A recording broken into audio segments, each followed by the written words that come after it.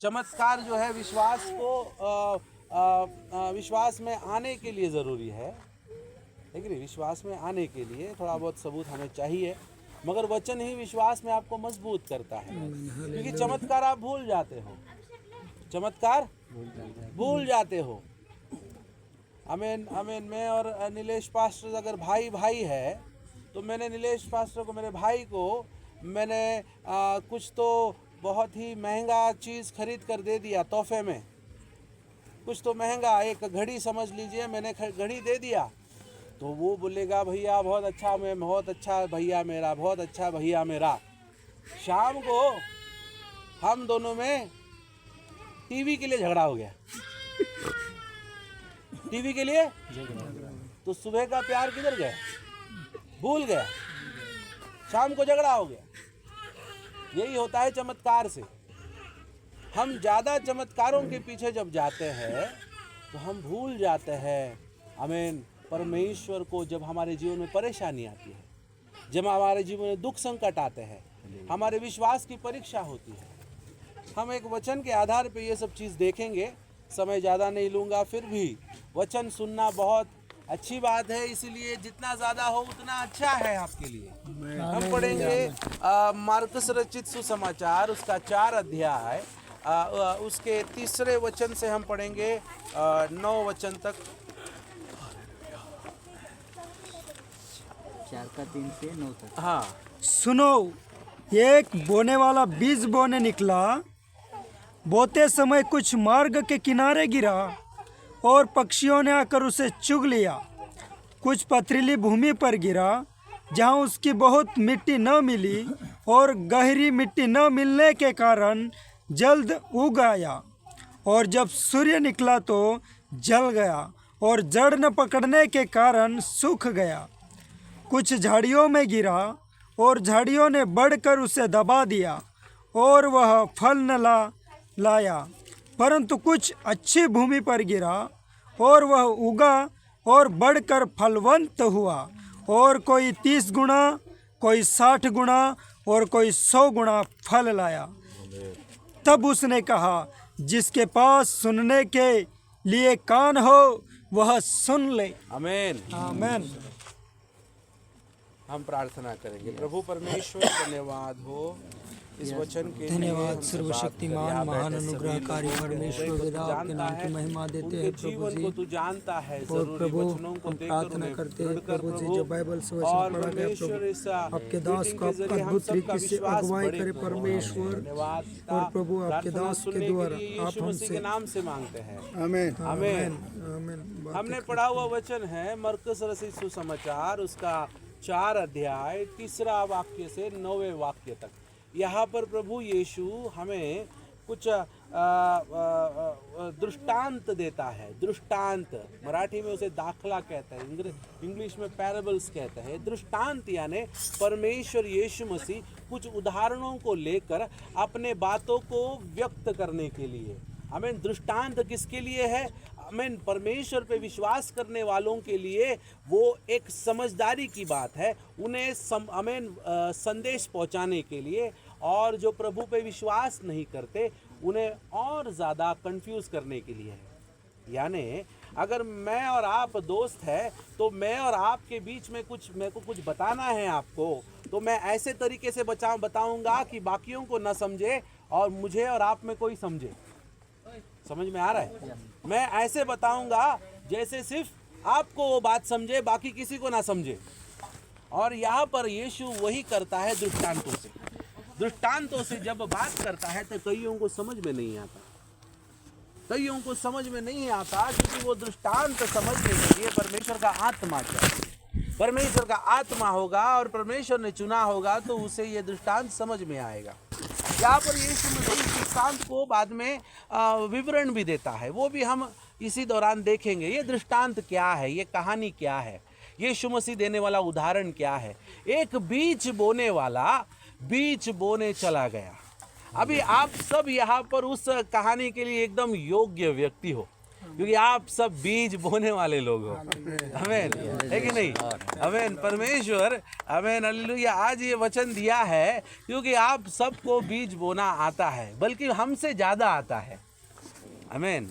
हमने तो कभी मैंने तो नहीं ज़्यादा कभी बीज बोया, शायद एक पौधा या झाड़ कोई इसमें लगाया होगा घर में, मगर ये जो खेती बाड़ी में कभी ज़्यादा किया नहीं हूँ।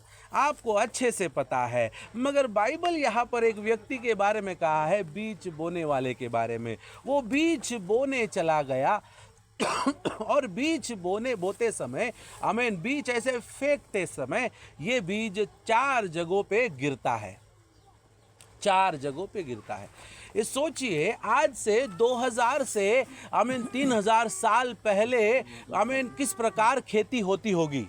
आज आपकी खेती करने के लिए आपके पास इतना अच्छा ट्रैक्टर है, इतना अच्छा हल करने के लिए आपके पास मशीन है, उसका काटने के लिए, उसको जोतने के लिए सभी प्रकार के आपके पास साधन है।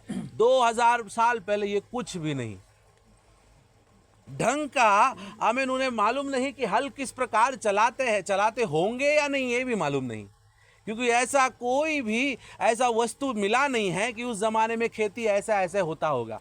मगर खेती होता था क्योंकि रोटी वहाँ पर मिलती थी। आमीन हालेलुया। रोटी वहाँ पर मिलता था तो खेती होता था। तो खेती करते समय इन्हें ये मशीन नहीं होता था, तो खेती में आम तौर पे क्या करते थे, ये जो हल है ना वो हल चलाते नहीं थे, यानी खेती को तैयार नहीं करते थे। आप लोग तैयार करते हो, है कि नहीं?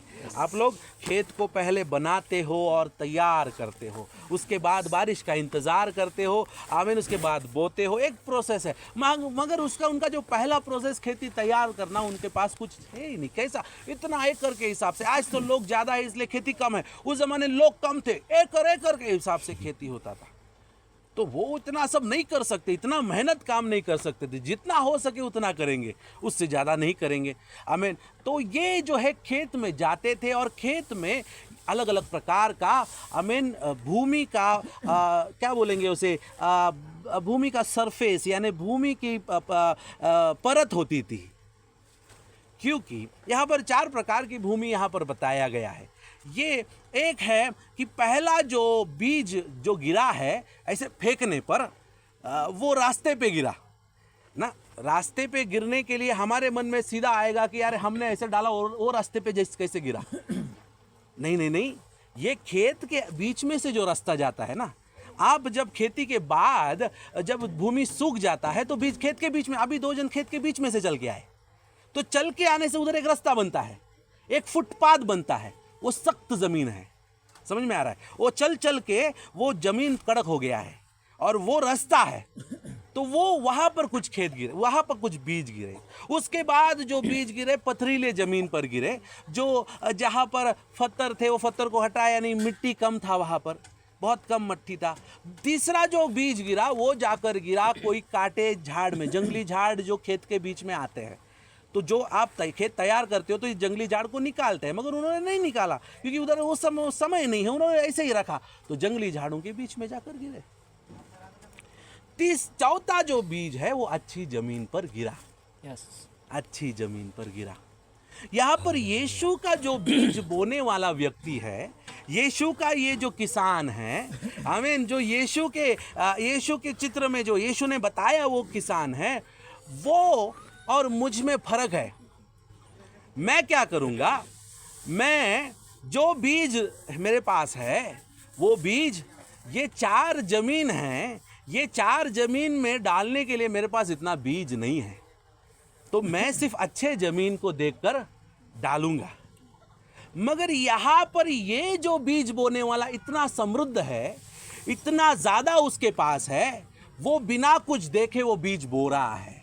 यही तो कृपा है, यही तो परमेश्वर ने हमारे और आपको और इस दुनिया को दिया है। वो उसने सिर्फ एक ही व्यक्ति को नहीं, एक ही समाज को नहीं, आमीन, एक ही राष्ट्र या देश को नहीं, परमेश्वर कहता है सभी बोली भाषा के, सभी रंग के, सभी आमीन देश के लोगों तक परमेश्वर का वचन जा रहा है। तो यहाँ पर ये जो बीज बोने वाला है, ये बीज बोता है ये सोचकर ये नहीं कि मेरा बीज जो है खत्म हो जाएगा। ये जो बीज आमीन ये 4 जमीन पर गिरता है। अब ये बीज क्या है और ये जमीन क्या है ये देखना जरूरी है। Yes. आमीन। Amen.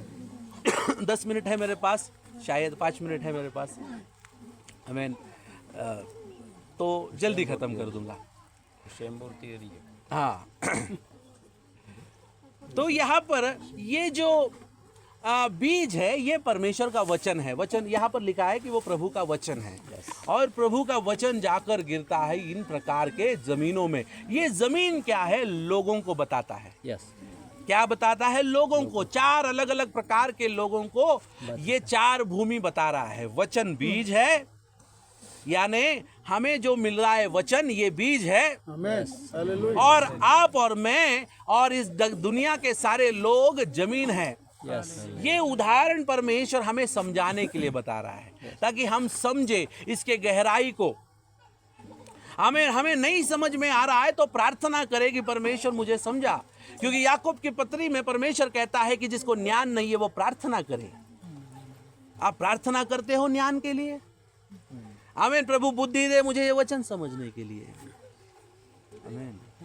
मेरे कलीसिया में एक मौसी आई, मुझे बोलते पास्टर मैं बहुत दिनों से कोशिश कर रही हूँ ये जो वचन आप सब बता रहे हो मुझे समझने के लिए, मैं बहुत दिल से मैं प्रार्थना कर रही हूँ मुझे समझ में आए, मुझे समझना है।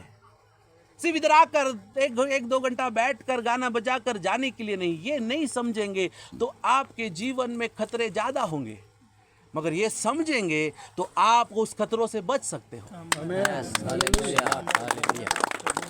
तो इसे समझना जरूरी है और समझने के लिए ज्ञान की जरूरत। ज्ञान स्वर्ग से आता है, स्कूलों में नहीं मिलता। आमीन। आप बहुत पढ़े लिखे होंगे, आमीन, बहुत बड़ा ये सब ज्ञान प्राप्त करके, दुनिया का ज्ञान प्राप्त करके कुछ फायदा नहीं ना। ज़्यादा ज्ञान प्राप्त करके फायदा नहीं, क्योंकि ज़्यादा ज्ञान प्राप्त करना खतरा है। क्योंकि एटम बॉम्ब बनाने वाला व्यक्ति उसने खेत पे बैठकर एटम बॉम्ब नहीं बनाया। वो पढ़ा लिखा, इंजीनियरिंग किया, साइंटिस्ट बना, ऑफिस में बैठकर कंप्यूटर के साथ बैठकर उसने एटम बॉम्ब बनाया जिससे लाखों करोड़ों लोग मर गए हिरोशिमा और नागासाकी में। एक किसान ने नहीं बनाया एटम बॉम्ब। कोरोना वायरस एक किसान ने नहीं बनाया। समझ में आ रहा है? दुनिया का ज्ञान और बुद्धि, दुनिया का पढ़ाई, आमीन, मनुष्य को वो घातक है। मगर परमेश्वर का दिया ज्ञान वो मनुष्य जाति के लिए, मानव जाति के लिए वो उद्धार करता है। इसलिए परमेश्वर का ज्ञान प्राप्त करो। यहाँ पर प्रभु का वचन हमें 4 प्रकार के लोगों में गिरता है। पहला जो बीज गिरा वो रास्ते पे गिरा। मैंने बताया रास्ते पे गिरा। वो रास्ते पे गिरा और क्या हो गया, चिड़ियों ने आकर ये बीज को उछाल लिया। सब चिड़ियों ने आकर, क्योंकि ऐसे ही पड़ा था, ऐसे ही पड़ा था, दिखाई दे रहा था कि रास्ते में पड़ा है, उछाल लिया। वो शैतान को दिखा रहा है। प्रभु का वचन कहता है कि वो लोग जो है वो शैतान के हाथ में है। यानी विधर्मी लोग जो यीशु को मानते नहीं, जिसको चुना नहीं है, जिनको चुना नहीं है उनको भी परमेश्वर वचन देता है। यही तो परमेश्वर की कृपा है। वो सर्वसामान्य कृपा, सबको सार्वजनिक कृपा है। ऐसे नहीं कि तुमको चुना नहीं इसलिए वचन नहीं मिलेगा, तुमको भी वचन मिलेगा, मगर शैतान उसको निकाल देगा, शैतान हटा देगा। इसलिए कुछ लोगों को आप जब प्रभु का सुसमाचार सुनाने जाते हो तो शैतान उनको वहां से निकाल देता है। आमीन। शैतान उनको आमीन प्रार्थना में आने से रोक देता है। जिस दिन वो बोलते हैं कि अगले संडे मैं प्रार्थना में आऊंगा, शनिवार को ही वो किधर काम पे चले जाते हैं। क्योंकि शैतान उन्हें रोकता है, शैतान उन्हें आने नहीं देता, वचन उनके पास से दूर रख देता है। और वो जो है शैतान आमीन हमेशा ये काम करते रहता है। शैतान के 3 मुख्य काम हैं। शैतान का सबसे मुख्य काम है कि ये ऐसे लोगों को जो प्रभु में नहीं हैं और उन्हें परमेश्वर से हमेशा दूर ही रखना, आने ही नहीं देना, पहला काम। दूसरा काम आमीन विश्वासियों को आमीन हालेलुया परमेश्वर के चरणों में से गिराने का काम है उसका। विश्वासियों को परमेश्वर के चरणों में से गिराने का। तीसरा काम सारे मनुष्यों को त्रास देने का काम, सर्व मनुष्यों को त्रास देने का काम। तो ये जो शैतान से लोग जो है, ये पहला जमीन है। दूसरा जमीन है जो कम मिट्टी के लोग, कम मिट्टी में जो बीज जाके गिरा, जहां पर पत्थर ज्यादा है और मिट्टी कम है, उन लोगों में विश्वास कम है। क्या कम है? विश्वास। चमत्कार देखे आए वो लोग, सिर्फ चमत्कार दिखे, 2 दिन चमत्कार दिखे, हालेलुया हालेलुया बोले, कोई हाथ घुमा तो नीचे गिर गए वो लोग। वचन क्या है उनको मालूम ही नहीं, क्यों यीशु ने बुलाया वो मालूम ही नहीं, यीशु ने उद्धार का रास्ता दिखाया, उद्धार विद्धार कुछ मालूम ही नहीं। स्वर्ग में जाना है क्या पूछे, नहीं स्वर्ग में जाना नहीं है, घर पे जाना है, मम्मी बुला रही है हमको। आप क्या स्वर्ग में जाने का बात कर रहे हो? ठीक करना है तो ठीक करो, नहीं तो हम जा रहे हैं। आमीन। परसों एक भाई मेरे को फ़ोन करके बोलता है कि पास्टर आप पे मुझे विश्वास है, नहीं ऐसा नहीं, मगर आपसे भी कोई ज़्यादा अगर कोई प्रार्थना करता हो तो बताओ, मेरा विषय छूट रहा नहीं है। मैंने कहा कि मैं प्रार्थना करूँ या दुनिया का कोई भी पास्टर प्रार्थना करे, जब तक परमेश्वर नहीं चाहता तब तक तुझे छुटकारा नहीं मिलेगा। तो ये ऐसे प्रकार के जो लोग हैं छुटकारे के लिए, तो वो जो है वो विश्वास में कमज़ोर होते हैं। इस कारण जब प्रतिकूल अवस्था आती है ना, जब परेशानी आती है तो वो छोड़ के चले जाते हैं। इसलिए कई लोग छोड़ के चले गए क्योंकि उनका विश्वास गहरा नहीं था, उनका विश्वास गहरे मिट्टी में गया नहीं था, उनका जो जड़ है वो नीचे गया नहीं, ऊपर ही था। इसलिए जब धूप आई यानी परेशानी आई तो वो सूख गए। ऐसे लोग अपने कलीसिया में भी मिलेंगे आपको। उनका विश्वास, इसलिए विश्वास मजबूत करना जरूरी है। विश्वास मजबूत करने के लिए एक ही मार्ग है, वचन सुनना, वचन सुनना। हम पास्टर लोगों को बहुत मुश्किल होता है कभी कभार, क्योंकि हम ज़्यादा वचन बोलते हैं, सुनते नहीं, सुनने का अवसर कम मिलता है हमको। किधर भी जाएंगे तो पास्टर आप वचन दो, हमें वचन देना पड़ता है, सुनने का अवसर नहीं। इसलिए हमको जानबूझ के वचन सुनना पड़ता है, वचन पढ़ना पड़ता है, ताकि हमारा विश्वास भी बढ़े। समझ में आ रहा है आपको? यस। विश्वास बढ़ने के लिए वचन बहुत जरूरी है। तो गहरे जमीन पर अगर हमारा जड़ जाना है तो विश्वास को बढ़ाओ। यस। तीसरा प्रकार का जो व्यक्ति है वो किस प्रकार का व्यक्ति है? जंगली झाड़ों के बीच में, कांटे वाले झाड़ों के बीच में गिरा हुआ बीज के समान।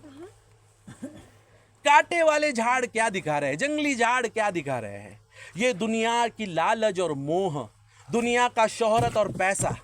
जब एक विश्वासी विश्वास में आता है, वचन मिलता है और जल्दी से प्रभु से उसके जीवन में कार्य करता है, आशीर्वाद करता है, अब आशीर्वाद के कारण वो परमेश्वर के पास नहीं आ पा रहा है कि पास्टर मेरे पति को काम नहीं है, प्रार्थना करो। सब लोगों ने प्रार्थना किया, उपवास किया, काम मिला, अब किधर है? नहीं, अभी उनका ड्यूटी है। पास्टर संडे को भी ड्यूटी है पास्टर, तो शनिवार नहीं पास्टर, रात को ना ओवर टाइम भी मिलता है। समझ में आ रहा है? यस। दुनिया की शोहरत, दुनिया के अच्छाई और दुनिया का अनुग्रह प्राप्त करने के लिए हम दौड़ते हैं और परमेश्वर को भूल जाते हैं। वही है ये कांटों में पड़े हुए बीज के समान।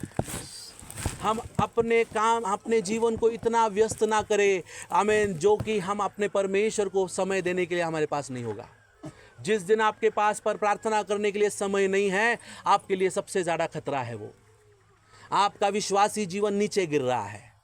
अगर आप प्रार्थना के लिए नहीं आ पा रहे हैं, रविवार के आराधना के लिए नहीं आ पा रहे, आमीन, उपवास प्रार्थना के लिए नहीं आ पा रहे, आमीन, आपके जीवन में खुद के लिए प्रार्थना करने का समय नहीं, बाइबल पढ़ने का समय नहीं है, मेरे भाई मेरी बहन, मैं सच में बोल रहा हूँ, एक तो तू बहुत गहरे खड्डे में जा रहा है, नहीं तो तू नरक की ओर बढ़ रहा है। खड्डे में जाएगा, आमीन, अरे बहुत घूम के वापस तू आएगा, मगर बहुत घूमना पड़ेगा तुझे। आमीन।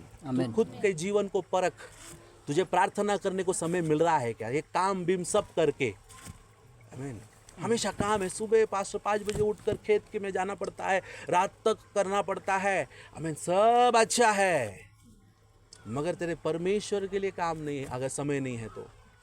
मैंने एक भाई को बोला, भाई तू प्रार्थना को आता नहीं। पास्टर क्या करे, शनिवार तक मुझे काम नहीं मिलता, बरोबर रविवार के दिन मुझे काम मिलता है, क्या करो पास्टर? आमीन, हालेलुया। तो ये तीसरे प्रकार का व्यक्ति ये है जो अपने दुनिया के इच्छाओं के लिए जाते हैं, दुनिया के लालच के लिए, मोह के लिए और दुनिया की चीज़ों के लिए वो भागते हैं और ये सब देखकर वो फंस जाते हैं। आमीन।